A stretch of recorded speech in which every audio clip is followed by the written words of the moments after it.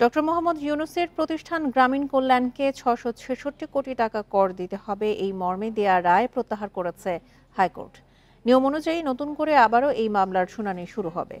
এর আগে গত ৪ আগস্ট এই রায় দিয়েছিল বিচারপতি মোহাম্মদ খুরশিদ আলম সরকার ও বিচারপতি এস.এম. মনিরুজ্জামানের দ্বৈত বেঞ্চ। কিন্তু পূর্ণাঙ্গ রায় লিখতে গিয়ে কনিষ্ঠ বিচারপতি মনিরুজ্জামান জানতে পারেন তিনি একসময় এই মামলায় ডিএজি হিসেবে রাষ্ট্রপক্ষের হয়ে শুনানি করেছেন। তখন এর পূর্ণাঙ্গ রায় লিখতে তিনি বিব্রত বোধ করেন। পরে নিয়ম অনুযায়ী রায় প্রত্যাহার করে প্রধান বিচারপতির কাছে নথি পাঠিয়ে দেওয়া হয়। প্রধান বিচারপতি এই মামলার শুনানির জন্য নতুন বেঞ্চ ঠিক করবেন। এর আগে জাতীয় রাজস্ব বোর্ড জানায় ২০১১ সাল থেকে ২০১৬-১৭ ৭ কর দিবসে বকেয়া হিসেবে ৬৬৬ কোটি টাকা কর দিতে হবে ডক্টর ইউনূসের গ্রামীণ কল্যাণকে। এই সিদ্ধান্ত চ্যালেঞ্জ করে আইনি লড়াইয়ে নামে গ্রামীণ কল্যাণ।